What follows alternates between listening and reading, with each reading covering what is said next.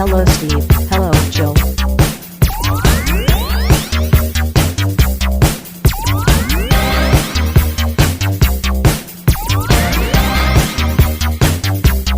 It's time to game classy. There it goes. The recording is in progress. Sorry if it sounds a little echoey in here. I have to have the door closed. There's a bunch of wiener children running around. Does the door close make it more echoey? Supposedly. Interesting. I don't have like a fancy. I don't have one of those sad old man podcast rooms where they talk about international soccer. I ain't gonna lie. I know dick and all about acoustics and sound. Well, you see, sound is magic. What and would God need with sound? what does God need with sound? I spent the last 3 days at my work watching old episodes of Star Trek: The Next Generation on Pluto TV. So, Oh yeah, yeah. Nice. Well, I it's the end of the school year, so I have nothing really to do except clean up my office and watch Star Trek. So, Yeah, I mean, and deal with the last minute damn wiener kid shit. I'm sure. no, well, the damn wieners are out of that building. Oh right, yeah, because you have the what is it, like 2 or 3 weeks where it's just administrative shit with no kids. Oh no, that's only like a few days, but Is it? Oh okay. but yeah, it's basically me watching Star Trek: The Next Generation. I mean that sounds pretty alright. I mean, I watched some banger episodes, which is usually my thing with Star Trek. I will usually only watch episodes that are 8 or higher rated on IMDb. So It's not a bad strategy. I mean, no, most of the Star Trek episodes are standalone, really. So it's kind of like if the episode's bad, there's not like a story reason to watch it either. exactly. I was actually watching Best of Both Worlds 1 and 2 yesterday. So Ooh, that I mean, those are the best. yeah, but there was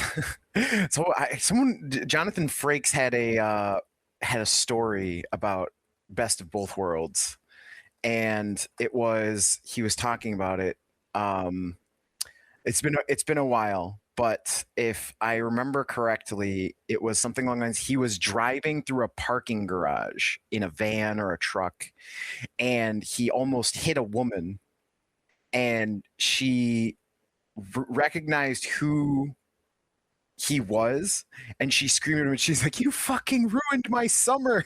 Yeah. Because for anyone who doesn't know, Best of Both Worlds is the two-parter, but the first part is the season finale of a season, and the second part is the season opener. So there was an entire summer where the situation that you are aware of in your Next Generation show is Picard has been assimilated by the Borg, and Riker is about to destroy Picard. That's the ending, and that's the cliffhanger. Picard's about to kill Riker. Right. Other way around. Yes. Picard's about to kill Riker.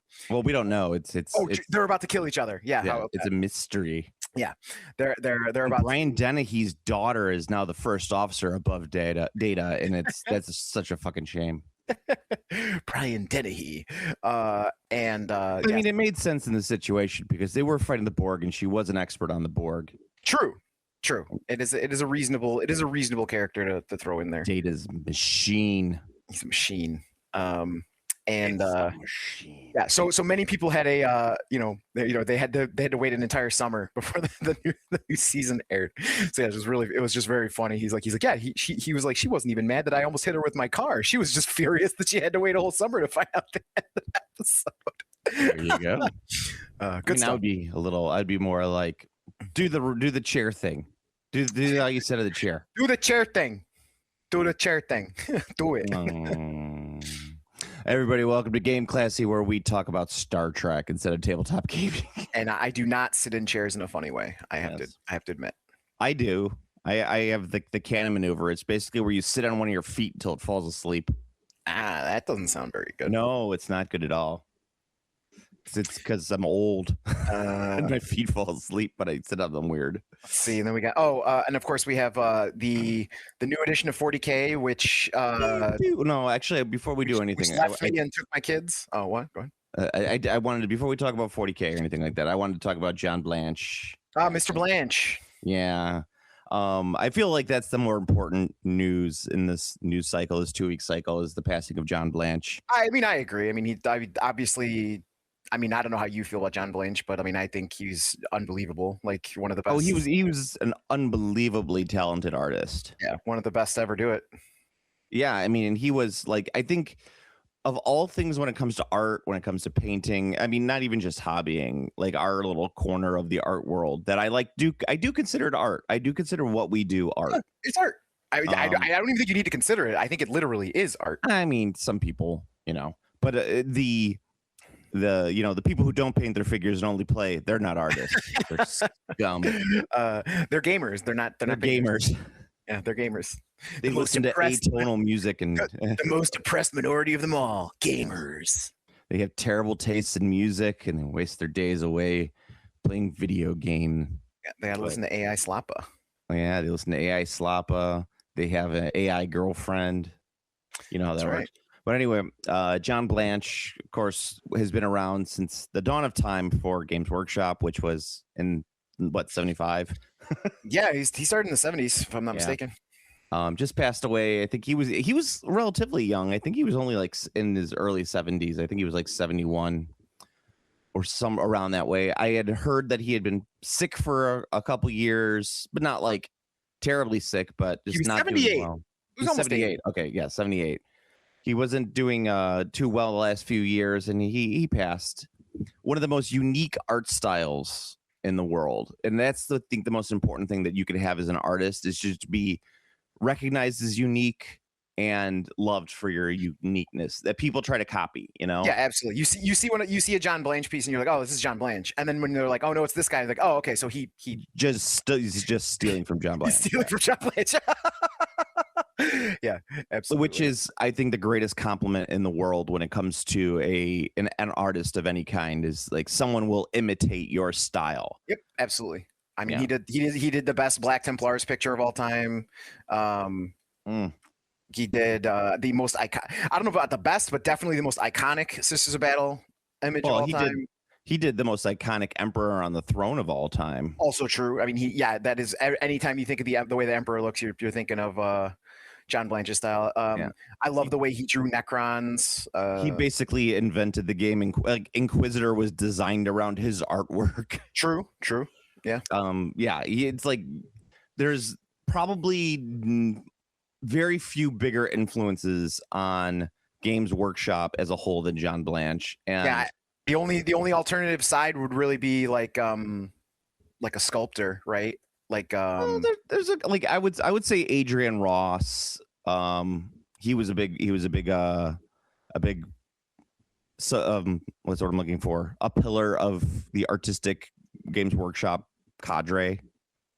Okay. If you will. Yeah, I mean, like people I can speak by names. I was actually talking about that with someone earlier on the week. He's just one of those what's his Wayne God, what's his name? Wayne Knight? No, not Wayne Knight, not Newman. Newman. Wayne England. That's his name. I should remember that one. Wayne England. He passed away too, but that was a while ago. He passed like 10 years ago. Mm-hmm. But yeah, I mean, it's gonna happen. The game's been around for almost 50 years at this point, so it's a lot of these guys who started it are going to start passing very soon. Yeah, I mean, everyone's getting on in years. I saw what was his name? Andy Chambers.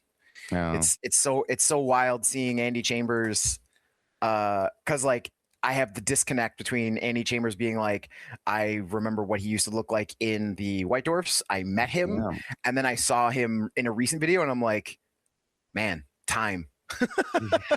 Exactly. Like I don't want to fall into, as I get older, I don't want to fall into that trap of, oh, it was only 10 years ago, and then, or it was only 10 years ago and it happened in 1995. Yeah. It's like I'm not, my plan is to not be that guy. Yeah, no, absolutely.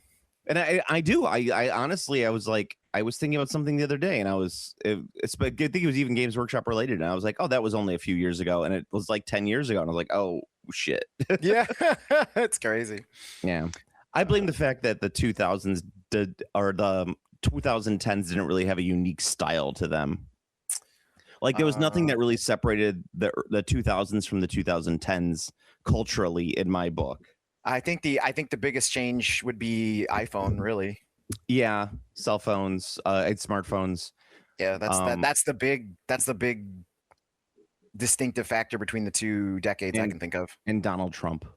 Yeah, Wrong. I mean, he's always fucking been around. This thing, I like I said, I'm an old school Trump hater. Like I've hated him for forever. So like Yeah. now I feel that there's a lot of stolen valor because there's people who are raging about Trump, and it's just like, bro, like I've been hating fucking Trump since he was in fucking Home Alone, bro. Like get on my level. We all can. It's okay. We all can hate Trump. It's fine. Get on my level. You gotta hate him. See if you're not a longtime hater, you gotta hate him harder. Well, Gotta make up for lost time. I mean, you know what? Any amount of hate is okay in my book. It's fine. It's fine. Fair. Yeah. But anyway, yeah. So John Blanche, definitely, do yourself a favor, slot paint a mini in a John Blanche style. Yeah, Amazon. legit. That's the thing. I love his minis are like the most slop painted things ever, and they look so cool. They do, and you know why they look cool? It's because John Blanche painted them. If you try to imitate John Blanche on a figure, it's not going to look anywhere near as good. It's not it's just the way he did it. Yeah. I mean, basically, Trench Crusade owes him all their money. I would say everything. Yeah, because all they did was just rip him off wholesale. Yeah, no, you right. Yeah. No, he's crazy. All six of those Trench Crusade players owe him a debt. Well, yeah, but it's the 6 of them are only because the rest haven't gotten their Kickstarter rewards yet. Ah. Yeah, no, he's pretty goated, man. Like you can't. Yeah. I can't. I don't know if you can. I don't know if you can overstate. I don't know if you can overstate his influence. Just in minis, really overall. Yeah, I mean, and what I like is, so there. I was talking about this with someone. The idea of artists with miniatures, and that's what I was talking about a little bit earlier. It's that, we have our own set of people that we consider to be names in the painting community, and they're much different. Like it's a much different era for someone like me and you, and like a lot of the older players who were doing Games Workshop stuff pre like the internet, and people nowadays. Because people nowadays will mention these people and they're like, you look them up, they're like these internet and Instagram stars, right?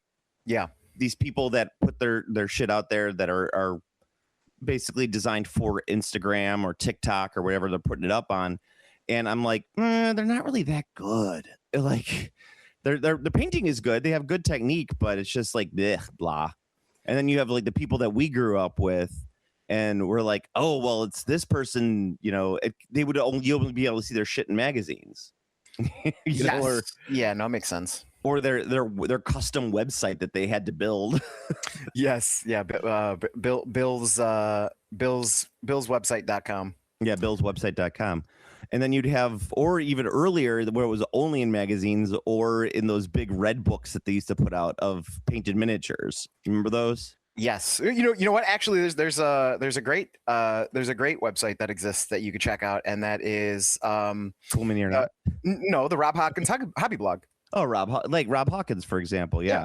Rob Hawkins is great, and that's a name. I'd say Rob Hawkins is definitely a name for sure. Yeah. And my problem is, and this is getting way into the technical side, is that most modern internet painters are such a homogeneous style that it's bland to me. I don't want to see these guys' figures because they all look the same. You know what's interesting about that is that's happening across. I think that's happening across all media. Yeah. Like period. Because I was watching. I had a stream on in the background when I was working yesterday, and it was the Summer Games Fest. Yep. And Joe, every fucking game looks the goddamn same. It's just like movies. Like you look at movies, like every movie, like if it's a style of movie, it looks the fucking same. Like He-Man is a great example. He-Man looks like a Marvel movie. Oh yeah. Like it's just like the fact that it's He-Man is like a secondary part. Like you could have told me that was, a fucking Guardians of the Galaxy movie, and I'd be like, oh, okay, yeah, sure. Like, yeah, it looks like it. I will definitely say it looks the same. I'm excited for it though, for 2 reasons. 1, I love He-Man, and 2, it's directed by Travis Knight, who did Kubo and the 2 Strings. He does all those Leica movies. So at least it's got a decent director on there. So The funniest thing about it that I've seen that actually does make me want to watch it was someone saying, "I regret to inform everyone that Jared Leto gives his performance of a lifetime in this I've film." heard that. Yeah. And I was like, "Really?" I've seen a couple clips and I'm like, if this is actually in the movie, that is hysterical. Yeah. Like, So yeah. maybe it might end up being a real good one. Yeah. I know Jared Leto is a creep and a weirdo, but I don't have enough energy in my body to hate Jared Leto. Look, he has a non-compulsory opt-in sex island. It's Yeah. weird, but he's not forcing anyone to be there. Yeah. I mean, like, if I could have a sex island, I would, but it would also be hey, you can opt in if you want. You don't have to.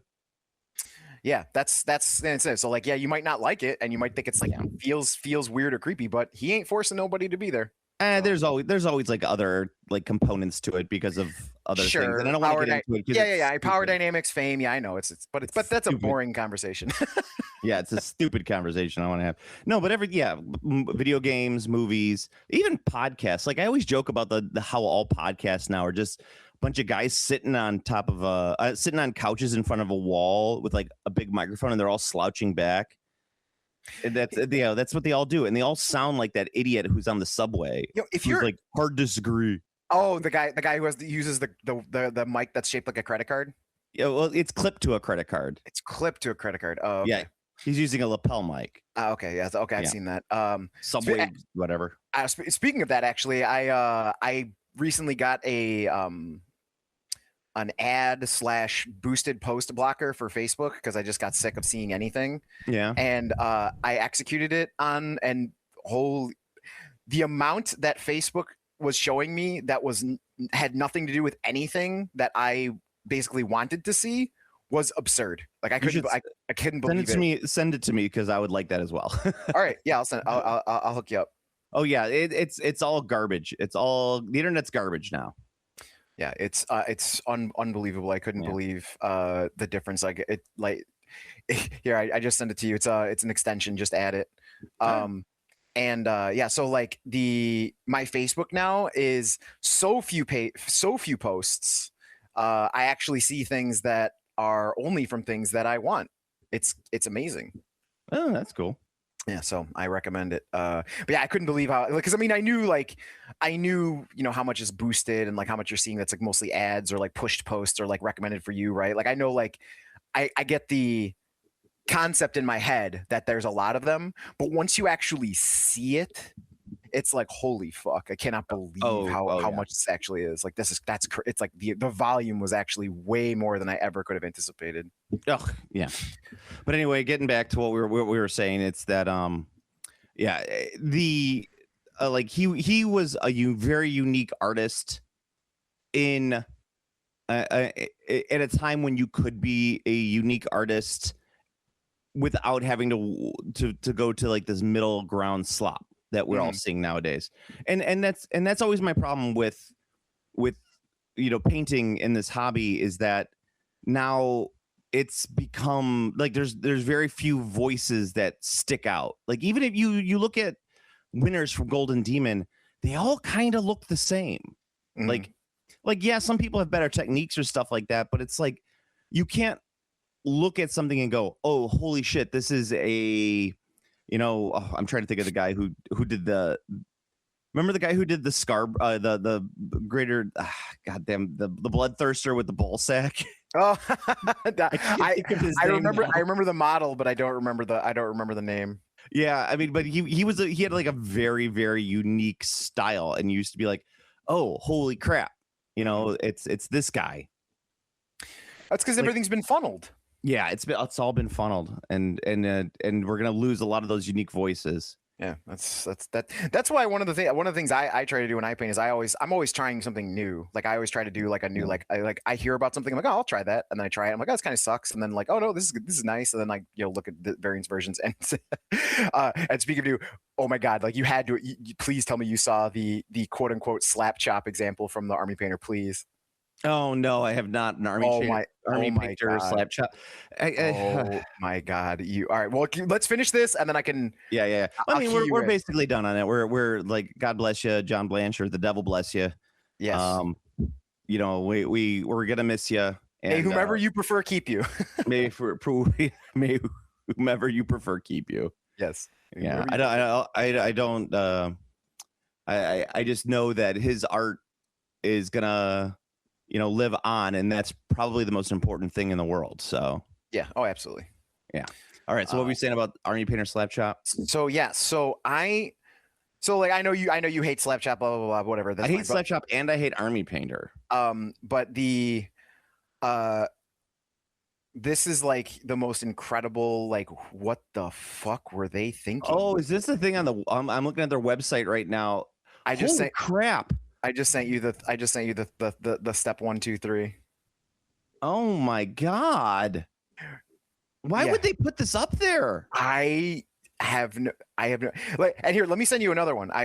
This was my follow-up. This one that I'm sending you right now is just for anyone who wants to get in on the action. All of this is on their Discord. You can. Well, check it in that's the chat. fine. Like this one's okay. I'm not gonna. I won't. But that one is literally just primer plus speed paint. Yeah. And that's what I'm saying. That's fine because you know why? The photo quality of it is poor enough that you like look at it and go, all right, that's tabletop. I mean, that's literally what Army Painter is. Or Speed Paint is. It's to get your stuff at the bare minimum to be acceptable for minis gaming. Like, Well, that's I mean, okay. I will hard disagree. But it's I'm sorry. This is an acceptable standard for me. I could not disqualify this person for being unpainted. oh no. Yeah. I mean, like the Gene Stealers, that if a kid rolled into the store while I was working there, I would be so excited that they brought that in because that looks somewhat decent and it's somewhat clean and it's based. It's fine. It's very fine. That Tomb King or whatever that The Lich. Egyptian model, I think whoever put that on the website needs to be fired.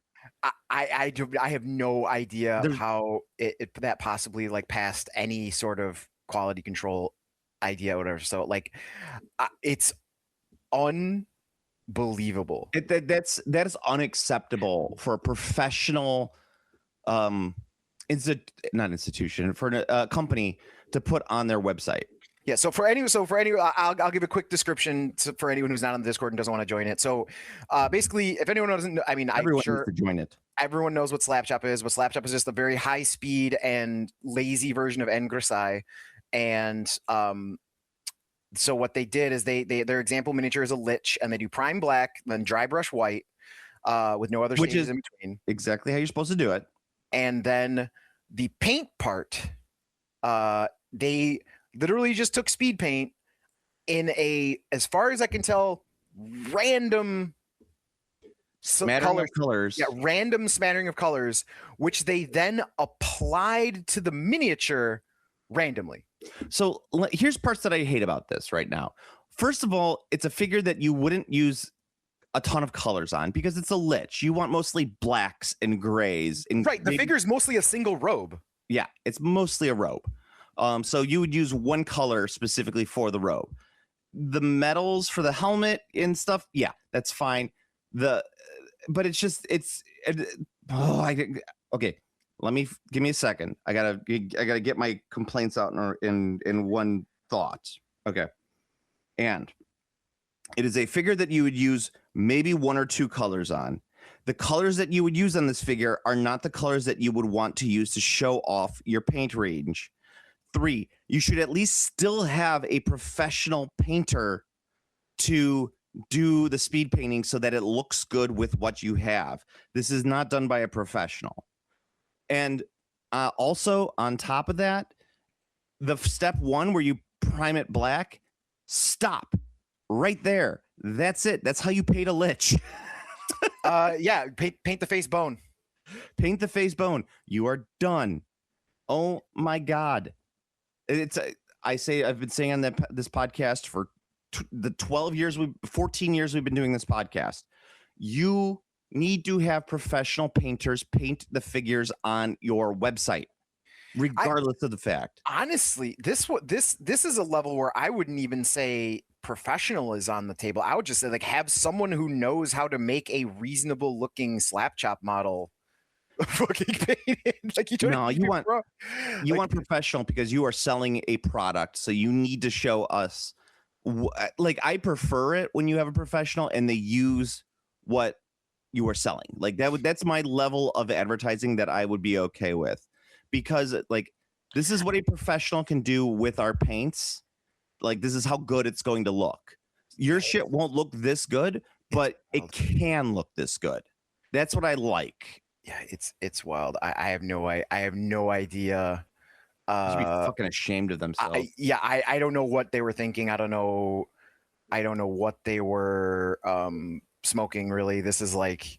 Also, they should never use the term slap chop because it's stupid. Honestly, not only is it stupid, but it was coined by a random YouTuber. And why would you? I don't know. Whatever. It's just it's just bad. It's because that term has become so ubiquitous with painting that now it's like it become part of it. It has. It really got like viral, which is kind of crazy. I mean, the other thing too is they shit chop because it looks like shit. I mean, they have Don Swardos, who's a multiple award-winning painter. Like, dude, fucking crushes painting competitions all the time. They should have just put one of his fucking slap chop models up there, because the dude, come on, do you know who Don Swardos is? Like, he's a multi-award-winning painter. Like, you're gonna say he's bad? But that's the problem with a lot of that painting competitions now, is that their popularity contests based off what people have put online. Like, oh, I know this guy and I know his models, I will vote for him. Like that's how it works now. I mean, you don't know the name when you're doing a paint judging. You just see the model. But he puts his shit up there so you know his shit. Like, here's the model I'm entering for the Golden Demon. It's a picture of him on his thing, Golden Demon winning, and him like with a big question mark. He actually does not attempt to eat a Golden Demon winning model. He does not do that style of thumbnail. No. But I'm going to sit in my old man corner. That's what I'm just going to do. It's fine with my flat cap and my 4 sets of bifocals all on at the same time, so I could see my figures. But yeah, I mean, he would have been an ideal choice to, like, because he's got some very like simple. He's got some very simple. My foot fell asleep from sitting on it. Weird. He's got some very simple Engrisai styles. He's also got I don't know, like his stuff is very like, I mean, obviously he also announces the guests for Saturday Night Live. Oh wait, no, that's Don Pardo. That's Don Pardo. Don Pardo. I lost on Jeopardy. Tonight's host with tonight's host Alan Cumming and musical guest The Counting Crows. The Counting Crows. Yeah, so he does a lot of good work with that stuff. And like he definitely has a visual, like you could try this and your stuff will look better than you expected, because his stuff is like a little bit more effort than just doing a quick sloppy dry brush and then slathering on speed paint. But it's not that much more difficult. Like the gap between the gap is not there. He has an achievable gap between what he's showing on his work and this, whatever the fuck we want to call this garbage. This is garbage. So like, not just throwing one of his models up there is mind-boggling to me. Like I don't get it. It's so weird. I want to know. Like I want to actually know the behind the scenes about how this happened. Like I literally want to know, because like, you know, I like Army Painter. I know you don't like Army Painter, but basically garbage. Most of the industry likes Army Painter. They're pretty strongly no, they don't. It's garbage. They're pretty strongly the number 2 selling miniatures paint line in the world. The only one that beats them is Warhammer Paint. So you are wrong. I'm going to tell you, it's anybody who knows how to paint doesn't go near Army Painter with a 10-foot pole. And the they have plenty of fine looking models. They have plenty of painters that do good stuff, and they're normal, like, hey, this is what this is, like that Gene Stealer, that Gene Stealer picture. That's exactly what you want to do when you're selling a product, because that Gene Stealer picture is literally, it's primed, it uses speed paint, and it's based. That's no, that's you wouldn't. I would never use that to promote my thing. It's like fine for like when people post it saying, "Hey, look what I did." It's like, "Hey, yeah, great job, awesome." Now, you go watch your episodes of Death Note or whatever. showing the basics of what you can do with the product is good. It also It's doesn't good. look It's like not the way you promote promote the range, but it's good to support Well, people when they post stuff like promoting that. Yes. promoting the range is the YouTube videos. That's the promotion for everything now. But like Yeah. showing that image is like not like the difference between those images is night and day. Like the one that's just speed paint and that Lich The one. difference is it's on the website for that company. That's They're both on the website for the company. but the one is like the banner for the first when you click on the Yeah. website. It's the banner Their image. banner. It's crazy. That's that is the their banner. difference. That's bananas. Like if you scroll down, that Gene Stealer picture is like right there as well. Yeah. But you have to scroll down. But still, like insane decision making process there. Yeah. It's insanely stupid that they would do that. So I want to know. I want to know where it's from. I want to know who painted it. I want to know. I want to know who greenlit the idea. Like the other thing too is like it could have even been salvaged a bit if it just wasn't like I'm like literally staggering. Like this is like a very small child painted it. Yeah. Because like you can see like there are spots where the speed paint is not even completely covering the small spot of cloth it's on. It's like literally just like they took their brush, dipped it in the speed paint, and then just pressed it in a random spot and then did nothing more with that spot and just left it. So there's like an orange like semi blob sitting on one part of the robe that is just there. It's so fucking weird. I also It's like so weird. I'm looking at the rest of the pictures on there, and there's like a how to airbrush picture where the person is airbrushing like a glowy effect on a gun in completely the wrong angle on a figure that's already fully painted and based. And I'm like, That's what is awesome. going on here? Yeah, it's so fucking weird. Yeah. It's so fucking weird. I mean, like with a model like that, if they specifically like, I was thinking like with that Lich model, if they had like a small child, like they're showing a kid who was like 6 years old doing that with a marker, I think that would be a better selling point than just putting it up there. Like if like a 10-year-old kid was like, here's a bunch of speed paint markers, paint this figure, and he put that up there, I think that would be a legit great thing. Yeah. To show parents. Yeah, that's you could frame this in a way that makes sense. That's what I'm saying. That is the biggest thing with this Lich is like what is this? Like why well, because I was legit thinking of my son, because we've been putting together the AOS Vermintide box or Scaventide, sorry. Mhm. And I was thinking about how I'm going to get him to paint it, right? Because there's so much gold with the Sigmarines, and I was like, it's like I'm gonna have to spray it, but then when you spray it, you're gonna have all the other little details that they're gonna have to paint over. And I would love it if there was like, if we were doing anything else and I could just give him the speed paint markers and say go to it, because then I don't have to worry about anything. He's speed painting the markers, right? Mhm. Because that's how children would. It's a good stepping stone for children.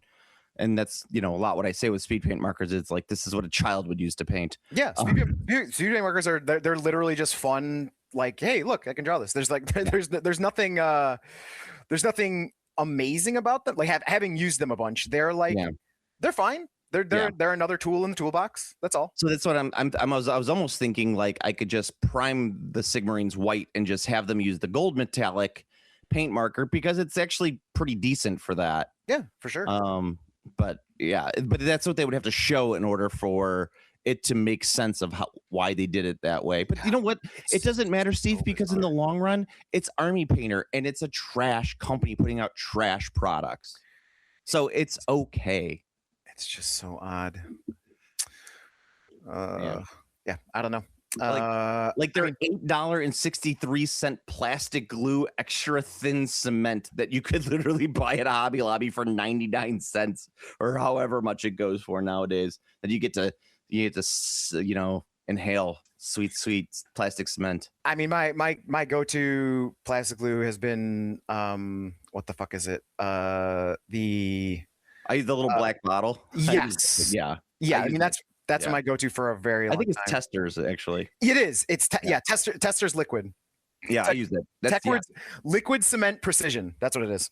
yeah. Anybody who's using anything other than Testers for that plastic glue is kind of insane. It's just like how using the Bob Smith MaxiCure, like for my plastic glue. I will never use anything and for my regular super glue. I will never use anything other than MaxiCure. Oh yeah. Max Cure. I have used what are those the other one? There's another one that's zip tight. I don't remember. Oh yeah. It's essentially the same stuff. Yeah, it's the same stuff, just in a different bottle. I like the Bob Smith ones because it comes in the big bottle. Yeah, they got the big ass one. Because and they have different levels too. They have like really thin ones and like really Yeah. cool ones. I've used the thin ones and it's okay. I like the MaxiCure. I don't know because I guess it's because I'm used to using the metal models and I think that the MaxiCure always worked better on metal models. Mhm. So I just haven't like moved on from that. That's funny. Yeah. Yeah, I wonder if the thinner ones are better for. I wonder if thinner or thicker is better for resin and 3D printed stuff. Yeah, that'd be a good question. I have no idea. The thin stuff probably works better if you're using it on like plastic for Yeah. sure. Yeah. And but I use it a lot on I don't use it as much when I'm putting together models nowadays because mostly the stuff I'm putting together is plastic. So I use a lot of the plastic stuff. But I've also gone into using the actual super glue for some of those models because of how Games Workshop has designed certain parts. I just did the big dragon for the Cathay. Mhm. And looking at the model and how it's put together, I specifically said, I am going to be using super glue on a lot of these pieces because there's no way that they will hold.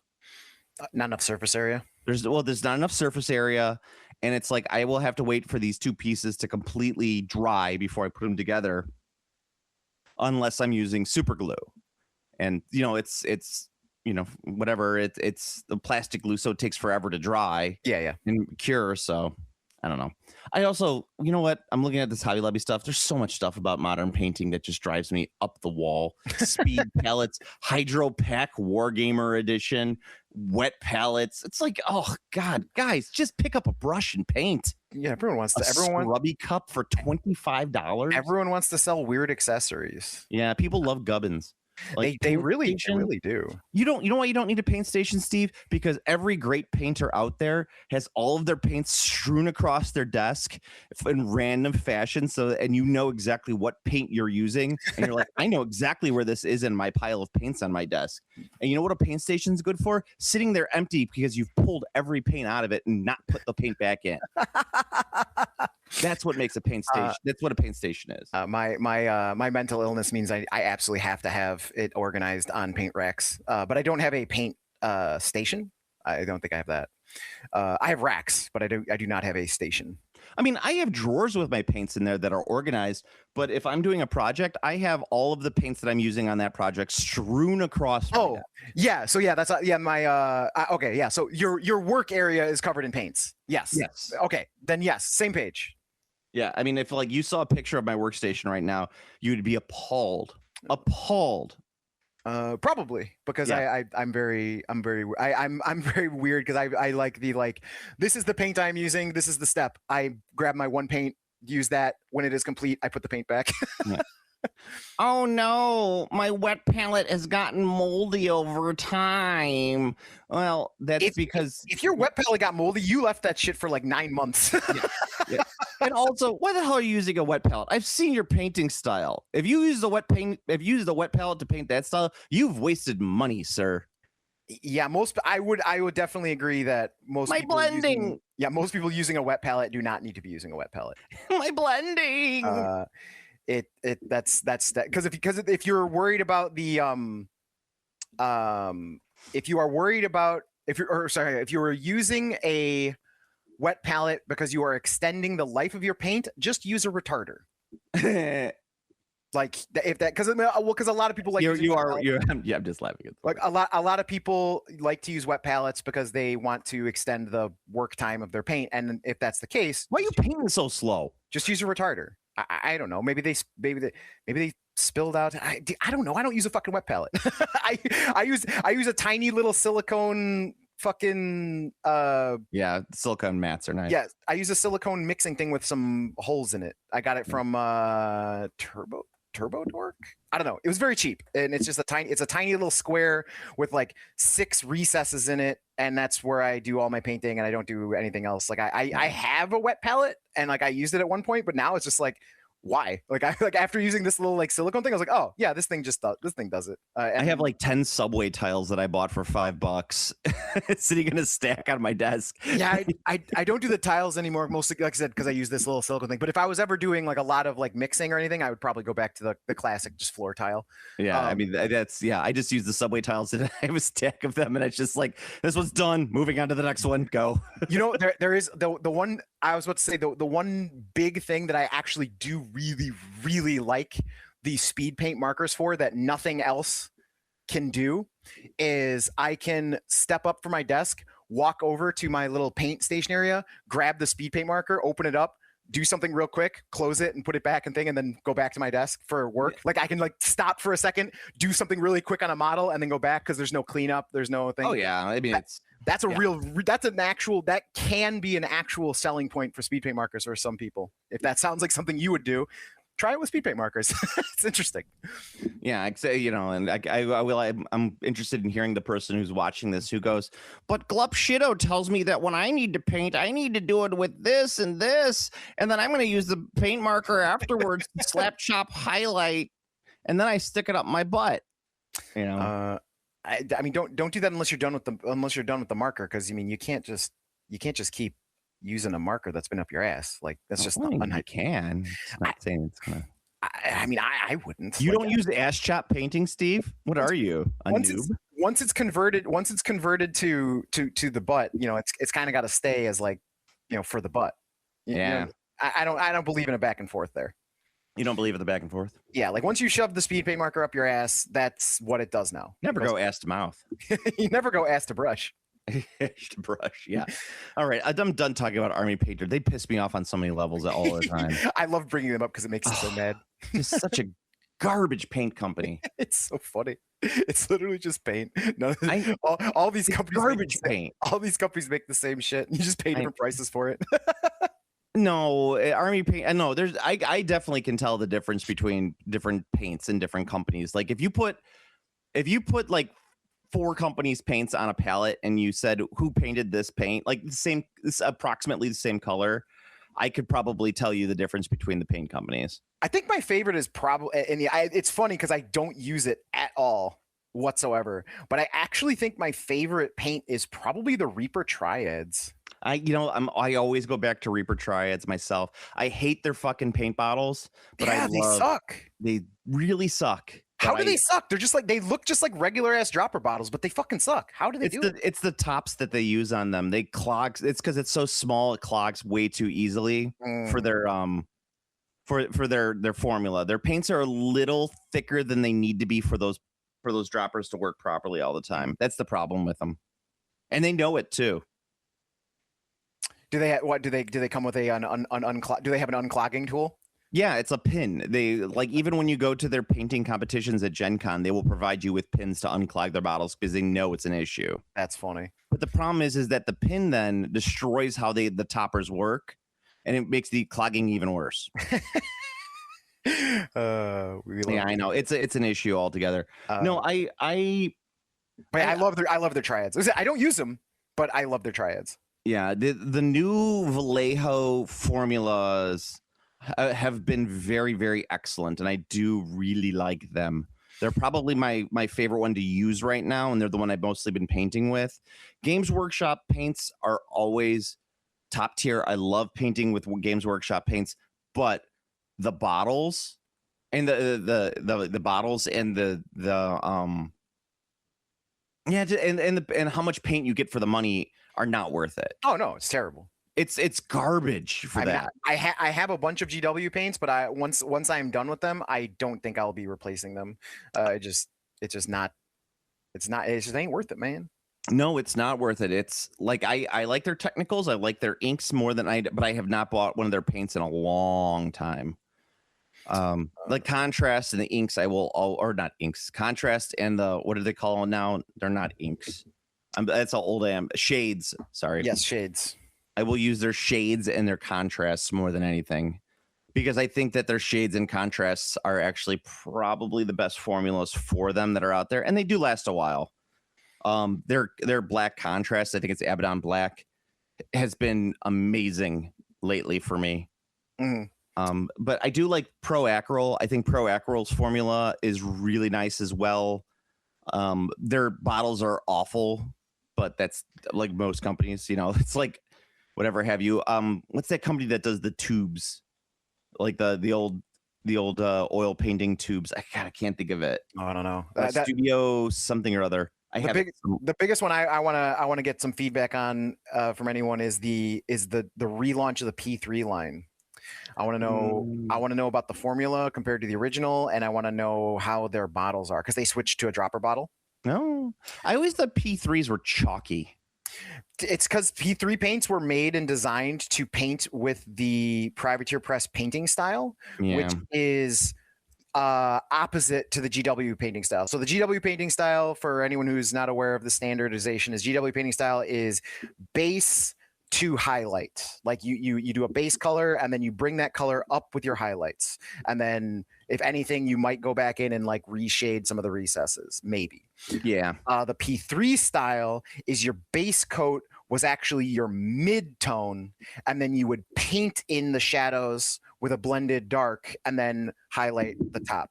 So that's why their paint handled in the way it was, because it was made to do that specific style of blending. Like with that, like you're starting with that middle tone, then you're going down for the shadows, and then you're going up for the highlights, and that's why their paint worked the way it worked. And for the privateer style, the paint was really, really good.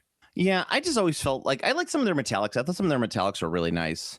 Their metallics took highlights. It took shades very well. Yeah, absolutely. I just always felt like the paint was a little on the chalky side. That's why I never. Yeah. Yeah, it's. I mean, like I said, I've said. I mean, I've said it before. To me, it all boils down to you should be picking and choosing you should be picking and choosing from across all of the available tools at your disposal. Like having a brand loyalty to anything is silly. Yeah. It's like coat to arms. You know how it was designed to be like the old Citadel paints. Yeah, old Citadel paints. Yeah. I always thought that those were. I hate it. Like going back and reusing those, I was like, this is awful. Anybody who wants to do this with their figures is fooling themselves. They are so fucking thick. It's like painting with pancakes. Yes, they are. So coat to arms is the thickest paint I think I've ever used, and it's one of those things where like, damn, like no wonder like details were easier to slop up back in the day when I was starting, because this fucking paint is the thickest paint in the fucking world. I know, it's so funny. Like you're like, people are only using this for nostalgia, right? And it's like it can't even be that. Why? Yeah, for me, like I mean, I'll flat out like the reason that the number one reason that I choose Army Painter more than other paints is because I get Army Painter at a discount from my job. Yeah. I mean, so the price is literally unparalleled. It's like not even close. And any of the like hangups about it, I'll either use an alternative company for that specific issue if there is one, or I will just avoid using that product. Like I will say their primers are some of their colored primers are the worst, like awful. Like unbelievably, like I was like, because I I mix around with a bunch of sprays. I'm like, but I'm slowly coming around to, I think at this point it really what is it? The fucking what's the company that does the spray paints that isn't a game company, just the one that just does like you find it at Menards or whatever. Not Armory. It's not a game company. Oh, I can't remember the fucking name of the spray paint. Rust-Oleum. Oh, like Rust-Oleum. Oh, okay. yeah. I'm still thinking like gaming. No. I am slowly coming around to thinking that like Rust-Oleum might just actually be the goat for your primer. I just wish Rust-Oleum had a better selection of matte paints that were available in store. That's the biggest problem with Rust-Oleum is the available color selection in your store is like just not there. Yeah, it's just there's not enough matte. That's the problem. It's all semi-gloss, and semi-gloss I do not recommend using as an undercoat. No, definitely not. But I used the Rust-Oleum Ultra Matte White the other day, and I was just like, damn, this shit was like the Ultra Matte White's great. Yeah, I was like, this shit's a quarter of the price of any other like or of a competing game brand, and it's smoking them. It's doing better. do you want to know what I've started doing with the Rust-Oleum Ultra White? I get a Q-tip with some isopropyl on it, and after I'm done priming with the white, I rub the tip with the Q-tip. It keeps the paint going longer, so you don't get a lot of buildup. Interesting. So you use that on the spray on the spray nozzle? Yeah, I mean that's how bad it's gotten with me. I see. Well, back in the day when you used to be able to buy a bottle of it for $2.99, it was fine, but now it's like $12 for a can. It's true. Oh God! Thank you, current administration. Thanks, Obama. Yes, Sleepy Joe. The speed of inflation has gotten quite high. But I mean, then again, you know, we also don't want to fall into the category of being like bread used to be 25 cents. Yeah. I mean, when I say it was $2.99, that was it like 6 years ago. Yeah. We're tripled in price. It's because we are in hyperinflation. And late stage capitalism. It's funny. I watched a video like years and years ago about a guy who's just like he basically called shot. It's so funny. He completely predicted our current economic landscape. Like I wish I could find the video. Maybe I'll look for it sometime, but it's not that important, I guess. But he completely predicted our current economic landscape without any other factors, just like he didn't predict like the political shifts. He didn't predict any of that because he's just like, this is the way our economy is being handled, and this is what it's going to lead to. And like we are there, like exactly by this guy's fucking YouTube video. And I'm like, this is the most insane thing because he didn't factor in any of these things that would essentially be considered at the time he made this video probably an insane outlier. Like he made this video like 15 years ago, I think, and like no one would have predicted like the whole like illegal tariffs thing and like all this and that and like a whole bunch of shit. But like nonetheless, we are exactly where he predicted, and I couldn't believe it. I was thinking about it the other day because I thought about that video. I was like, huh, that video was fucking right. That's crazy. Yeah, well, I mean, all right. Let's get away from fucking this nonsense. I wanna talk just about a few things really quick. First thing I wanted to mention, if you haven't watched Widow's Bay on Apple, watch it. It's amazing. You know, you liked your You Will Die at the End or whatever that show was. Yes. This show is the best horror television show ever produced. Ooh. Ever. Because it's also part comedy. Oh, nice. But it's not like laugh out loud scary movie comedy. It is all in the performances and script, and it is wonderful. The last episode was probably the greatest slasher I have watched in forever. It was an hour-long, like Halloween style slasher, and it was perfect. I need to figure out a way to watch that illegally. Yeah. Fully legally. Yes. Again, I'd like to remind all listeners that Game Classy is for entertainment purposes only, and our opinions do not reflect our real opinions or the opinions of our employer, and all things should be taken with a grain of gigantic salt. Entertainment purposes only. So people who listen to us, I'm gonna say, hey, 40K 11th edition's coming out, and like all the rules are available online if you want to see that. And I'm gonna put that as the title of the episode so I can get some more hits that we talk about. It also divorced me and stole my kids and set fire to an elementary school. And 11th edition is don't you know? The 11th edition is the true ill for all the world's problems. Oh, is that a thing? I thought you were making like one of those YouTube things where it's like 40K got me divorced, and it's a picture of you with a big divorce paper and a space marine. It's kind of aping that, but yeah, I guess the YouTube Elton Spider-Man play 40K. yeah, the YouTubeosphere is just like is just the clickbaiting going on with 11th edition is like apparently out of control, like more so than you'd even expect normally. Oh yeah, I don't. Oh, trust me, I can imagine it. I can imagine it. I sent you a picture of some minis though that I wanted to promote from Meridian Miniatures. Folk horror. Oh, they look great. I love the pig. I know, isn't it great? I love the pig. The pig is they're great. little 28mm figures from Anna Polanskak of Garden of Hecate, and it's like 12 little miniatures, and that are just like these little goofy little looking things, and they're fantastic. And I love them. I'm slapping that in the Discord right now.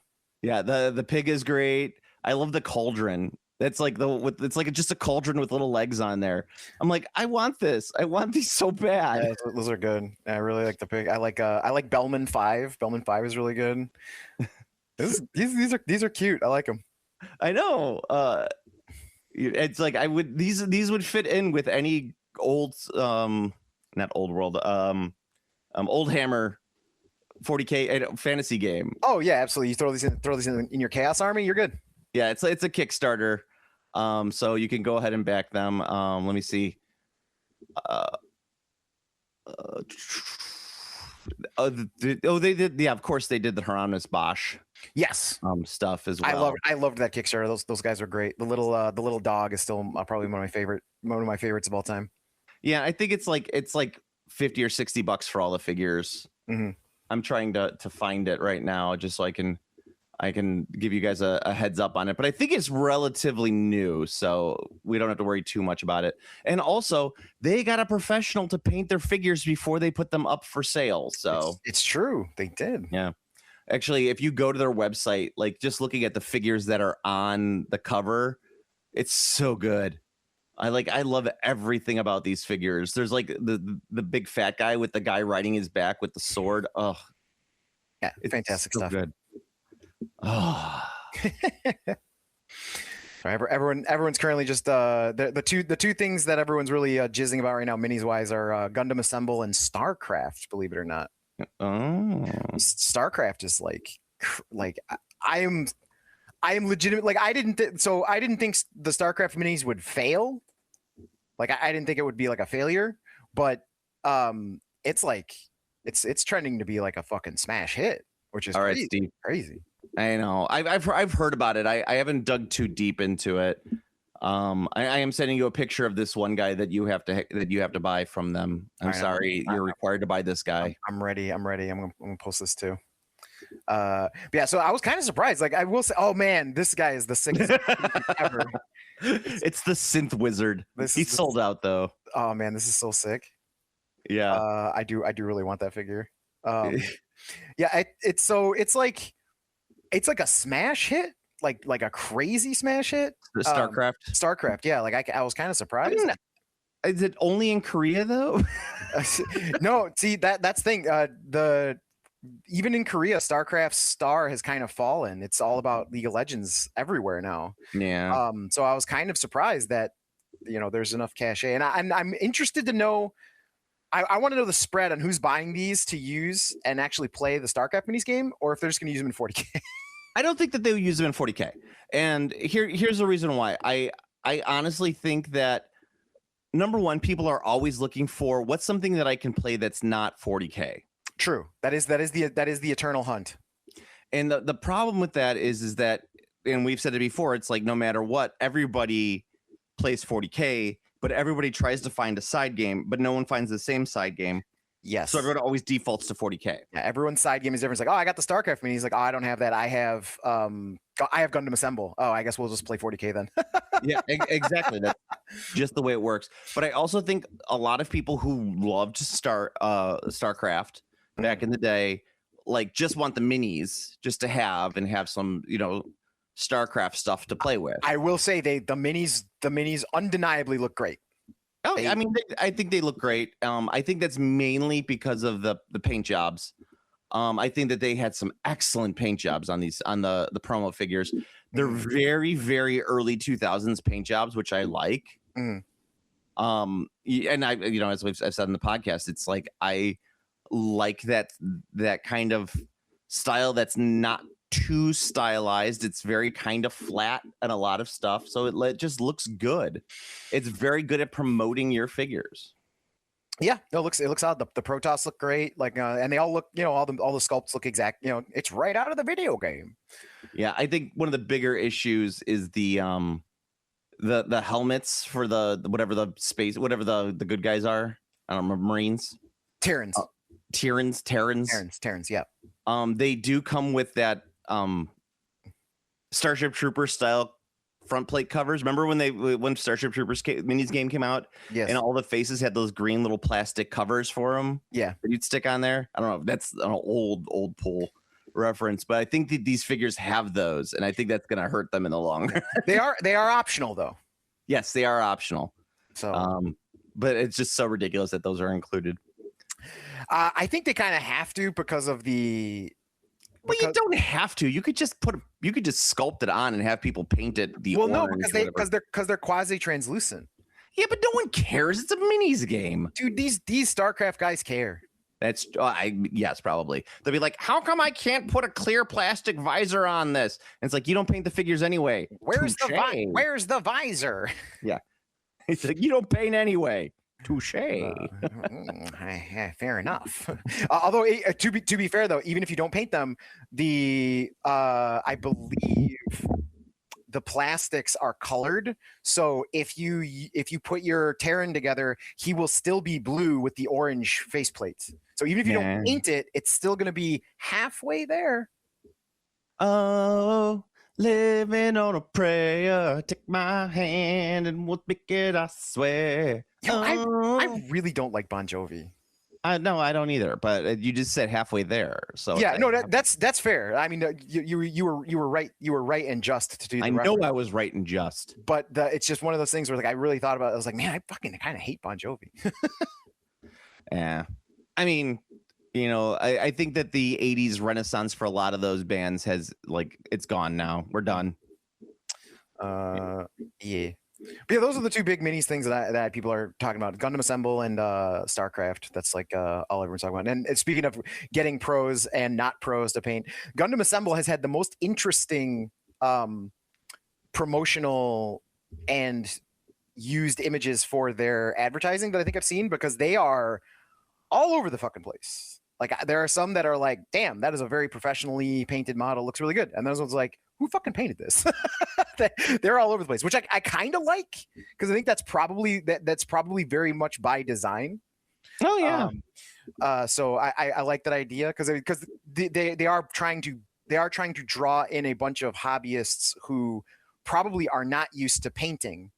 Because I mean, I know we talked about it before, but like the elite Gundam painters, they're pretty much only in Japan, and all of them are like, they do their own fucking, like, they're doing very specific work, and they're very good at what they're doing, but they're not minis painters, right? And so like but most of the I would say, I don't know, probably like not even exaggerating, like 99% of people who do Gundam miniatures or Gundam models don't paint it. Yeah, I actually just sent you a promotional image from Bandai for Gundam Assemble, so that you could, it's like you could get an idea. Yeah, no, that's exactly what I'm talking about. Like, look at the tip on that brush. Yep, but like, but that said, I would say for someone who's doing like casual painting or starting out, I'm like, you know what, dude, is the color is based, or he's got a base coat, he's doing a highlight, like. Yeah, I want to see him dipping that paint in that brush in the yellow, and me pulling a Gal Gadot and be like, Gundam painter, no. Gundam painter, no. Yeah, so I'm interested. There's and then here and I'll put this in the Discord as well, because I'll throw this is what they're using to these are the paint jobs they're using to promote the Gundam paints themselves. They're because I think it's Mr. Hobby. I think Mr. Hobby is the people doing the there's your answer, Fishbowl. Yeah, here you go. I just sent one over here. I also posted it in the Discord.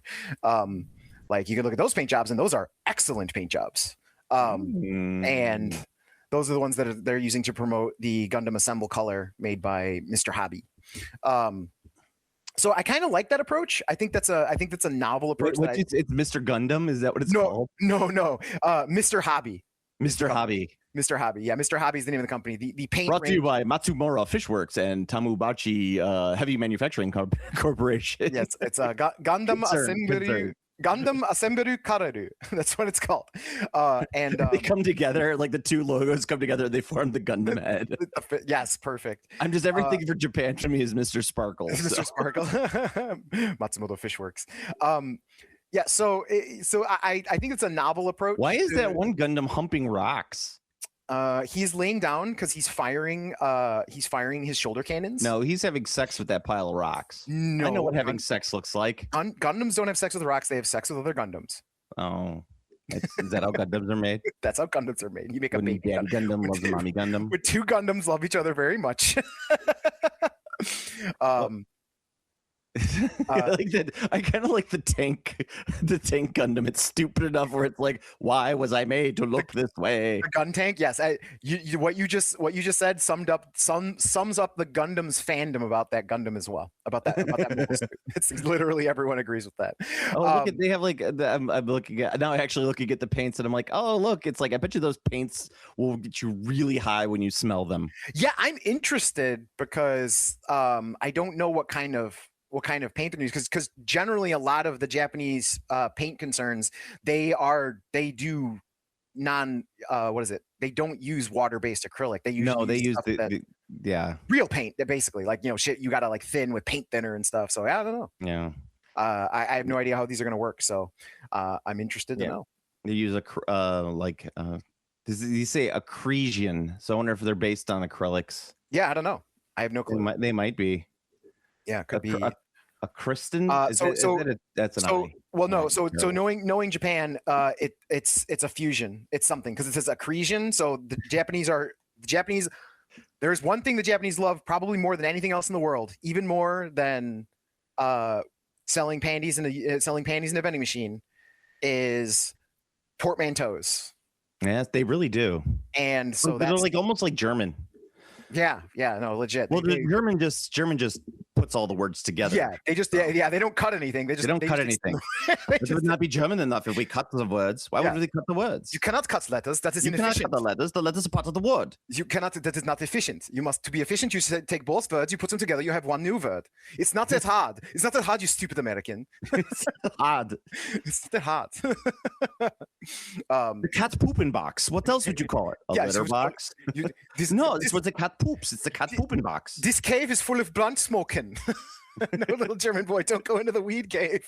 Oh my God, this cave is full of blunt smoking. My God, this cave.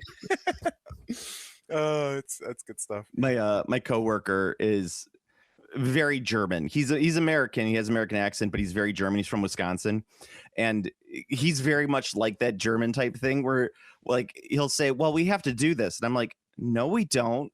And he's like, no, we have to do this. And I'm like, no, we don't. And he's like, I was like, do you think you can't drive a car if you don't have a driver's license? And he's like, no, you can't drive a car if you don't have a driver's license. I'm like, I'm pretty sure you can drive a car. It's not legal, but you can do it. Yeah, you're capable of doing it until they install things where you have to slot your driver's license into the car to start it.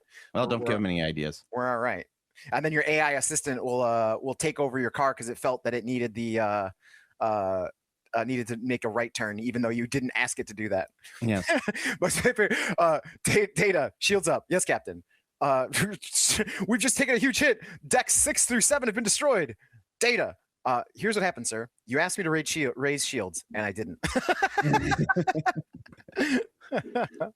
But yes.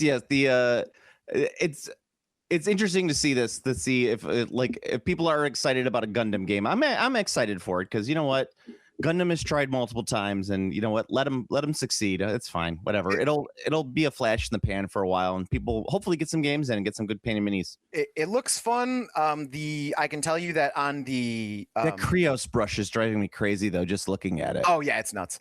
That's making me have issues. Is it giving you agita? I'm getting like an itch between my shoulder blades because of looking at this thing. Why does the Gundam need an eyesight for its gun? What does it need? I mean, I guarantee you there's an in-universe reason. Oh, for I'm it. sure there is. Oh, don't get me wrong. Yeah, I get it. It's guaranteed. It's like the Darth Vader poop button. I'm sure there's a reason for it. Yep, he's got to poop. Yeah, no, it should be fun. It will bring more people into the miniatures gaming hobby. People who've not touched miniatures before are interested in Gundam Assemble. I think it will be more than I think you are correct. It would be a flash in the pan if it was basically a standard minis. But I right now, early projection wise, and obviously this is a bold statement, but gonna say it anyway. Early projection wise, this is trending to be a lot more like X-wing. Oh, okay, that's cool. I mean, like, I'm not saying that it's not going to succeed. It'll be stick around for a little while, but it's not a 40K beater. Yeah, no. That's exactly what I mean. Like, it's because I would not consider X-wing a flash in the pan. It's gone. Like, X-wing's gone, but I would not consider what X-wing did to be a flash in the pan. I also wouldn't pour one out for X-wing, but anyway. Yeah, well, so I think it's going to be similar to that level.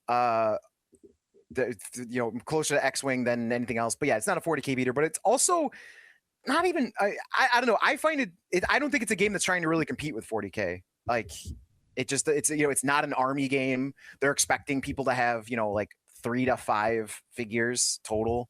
I don't think it's even in the same. Other than the fact that it's a miniatures game.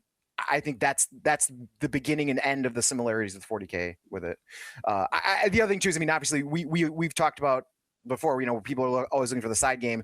People are also always looking for the 40K killer because they just want that to happen. Yeah, that's the problem is they want it to happen, and it's not going to happen if you just try and will it to happen. It has to be. There are 2 things have to happen. 1, a really good alternative game has to exist. And 2, Games Workshop has to screw up an edition so massively that no one wants to play it. It has to be like the Pathfinder D&D scenario, and in addition to the Pathfinder D&D scenario, it needs to not make the most ridiculous Herculean comeback of all time with 5th edition. Because Pathfinder was outselling D&D for a very good clip during 4th edition, and that's unbelievable. That like for how long it was outselling D&D, like that's crazy town. Like the level of market saturation that D&D had, the fact that Pathfinder could even approach its sales, let alone eclipse them, absurd. So that's and X-wing did that with 40K as well. X-wing was the #1 selling miniatures game for quite some time. It was outselling everything. But I mean, even then, Privateer Press outsold 40K for a bit there. They were doing it too, but they never hold on because the big installed game course corrects. So it would require what you said. They would require the worst edition of all time and GW to completely refuse to course correct in any way for a very long time. Yeah, I mean, and that's you're absolutely right. Moving on, I did send you something as well. I sent you the Death Note musical in concert from London. The Death Note musical? Yeah. So it started off in Japan. There was about Japanese musicals before. Yeah. No, in Japan, no, that makes total sense. Like, there's a musical for fucking everything in Japan. Musical theater in Japan is huge. It's huge, yeah. But there's this is the London production, and it's actually very good. So I sent it to you just because I thought you might get a kick out of it. Yeah, I'll give it a shot. I mean, I watched the Castlevania one from start to finish, and it's fantastic. the Castlevania one, in addition to being really, really good, also very interestingly, all women. That one's not translated to English though, right? No. It has only in Japanese. It has English subtitles. Oh yeah. The Awakening in the Moonlight one. Yeah. It has English subtitles, but it is not. As far as I know, there's no dub or anything. Yeah. Well, the problem is like I don't understand. Like, it's a lyrics thing. Like, I can't listen to the music. You don't understand them. Right. I do understand. I do get it, but I mean, this one is actually translated into English. It's the London version of it, and it's 2 hours that covers the entire Death Note saga. I think it only goes up to L, but it's actually pretty good for a musical. I don't think there's anything that's like too standout in terms of musicals, but I thought you might get a kick out of it. Yeah, I mean, I will definitely take a look. I do in fact like random Japanese musicals. So an English adaptation, yeah, I'll give it a go. I'll take a look. Yeah, that's what makes it interesting to me is it's an English adaptation of the Japanese musical as opposed to just the Japan, because the Japanese do thousands of musicals. Oh yeah, it's like everything gets a musical. Yeah. Naruto the musical. Yes, there's damn near a musical for fucking everything. It's crazy. Yeah, I mean, yeah, exactly. But I was talking with someone last night at my at the show I'm doing currently, and we were talking about Japanese musicals, and I was saying how much you love, you know, the idea of Japanese musicals because of how ridiculous they get. Oh yeah, they're absurd.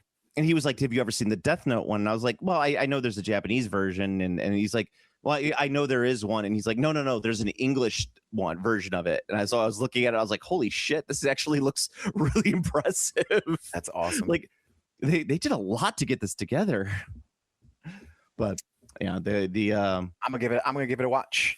I would you could put that one, you could post that one as well so that people can take a look at the Death Note musical. Like the costumes and everything are really impressive with it. Yeah, I'll give it a shot. Yeah, I mean, I like the and by the way, if you ever want to see like an actual, here's a fun tip for you. If you ever want to see a bootlegged musical, you always type in slime tutorial. Slime tutorial, really? Yeah, so that's why it gets past the what's it called? The bots. Is that the code for musicals? They use slime tutorial? Slime tutorial. So if you want to watch like Wicked stage production, they'll be like Wicked slime tutorial. Interesting. Yeah. I figure that's like weird, archaic online jargon for you that you probably have never heard of before. I have not. I've never really done a lot of well, I know. So it's like searching, so yeah. So as a person who's terminally online as you, that's probably interesting. I know I'm terminally online because I took an UNC test, and the goal is to have as low a score as possible, and I scored a 2 out of 80 on my UNC test. Ooh, you are not an UNC, but you are an UNC. I am an UNC, but I am not. I'm an UNC, but I have my UNC power level is very low. You have very low UNC power level. Yes, I probably got a pretty high UNC. Your UNC aura is high. I would definitely say that. Yeah. Yes. And my body is falling apart right at this moment. So it's. Yeah, I ran 12 miles yesterday, so I'm good. Yeah, I've been doing this. So I'm doing this show right now, and there's a scene at the end of it where I am wearing 2 layers of clothes, right? Mm-hmm. And I'm dressed as Queen Elizabeth I, dancing on top of a table with full wig, makeup, dress, and everything like that. And at the end of that scene, I take off that costume, and the level of sweat that comes off of me. I'll say it's probably a lot. Oh my God, it's disgusting. Yeah, it's very fun to do, and I consider that the beginning of my drag career. But I'm just like, I can't think of a better name for it other than Joe wears 700 pounds of clothes and makeup and dances on top of a table. I mean, your drag name could just be Queen of England. My drag name is Sassy Retorts. Ooh, Sassy Retorts is really good. I know, that's a pretty good drag name. It's a good drag name. Yeah, I never was particularly big on drag because I'm on John Waters' team where it's like Divine already existed. Like you can't. Yeah, it's like you can't do better than that. That's why I'm not a huge drag fan as well. I have nothing against it, but I just don't get it really. I get it, but I don't like. I'm in the same level. I think it's great. I think drag is great. I think it's fun, and you know, do your thing, everyone. But for me, it's just like I'm literally like I literally agree with I agree with John Waters. Like Divine did it. Like the goat came and went, man. It's over. Yeah. Yeah, no, I'm with you. It's okay. I don't think Divine was that great of a drag queen. She was fun. Don't get me wrong, but I don't think she was that great of a drag queen. But that's why then that is. I mean, she was a great drag. She wasn't the best, like John Waters puts it. You don't have to be the best to be the goat. I know that sounds odd. Okay, I'll give you that one for sure. I know that sounds odd, but it's because someone was talking about it's like with movies. Quentin Tarantino's quote about Jaws is, I think, a very good one. He said, what did he say? It's the same kind of vibes. He said it is, fuck. Hang on, I gotta look this up. I'm Well, sorry. it doesn't help that he just came out talking about Rip being one of the best movies of the 20s. Rip. Wait, the The Netflix Ben Affleck Matt Damon joint. Oh, okay. I don't know what the movie is then. For a second, I was completely. Oh, The Rip. I see. I don't know. Is it? Have you seen it? Does it suck? Because it looked so bad, I did not see it. But Fair enough. But what did he say? It was. It was about Jaws. He said, I'm gonna fucking find this shit. Here's okay. He says that Steven Spielberg's Jaws is the greatest movie of all time. Maybe not the best film, but the best movie ever made. And I think that's that kind of distinction is really important when we're talking about anything, really. oh yeah, I've said this on the podcast before. It's you are entitled to your opinions on movies. Like, I liked this movie. There is nothing wrong with you saying I like this movie. When I was talking about the Death Note thing with this guy, we were also talking about, movie musicals, and I was saying, like, Les Miserables is one of my favorite ones to watch. It's terrible in terms of being a musical, but I love it so much for just how ambitious and bad and stupid it gets in parts. Yeah. And that's fine. I mean, best film probably is Citizen Kane. Yeah. I mean, there's arguments to be made if you're looking at like absolute cinema, right? Yeah. But in terms of like, is it a great movie? Yes. Is it a technically great movie? Yes. Okay, there we go. Yeah. But Jaws, is it a technically great movie? Yeah, it's a pretty great technical movie. Is it a fun movie to watch? Yeah, it's 100% fun to watch. That's a pretty great combo when it comes together. Now, for me, it's like Anchorman. Is it a great movie? Yes. Is it a technically great movie? No, not, not at all. Also, Anchorman also continues the time-honored tradition of having a comedy sequel that's so fucking bad it kind of retroactively makes you like the original a little less. I don't know. I like the sequel. He's talking about eating Kentucky Fried Bat. So it's the chicken of the cave. I generally hated Anchorman 2, but there were a few bits that I enjoyed. Yeah, I mean, yes, the fight at the end with all the news anchors, which is just a rehash, but then there's goes to Ulysses S. Grant. Yes, the rehash, but they were able to surpass the rehash because they didn't stop. They just kept. There's like more people kept showing up. Then Harrison Ford shows up as a werewolf. Yeah, again, good bit.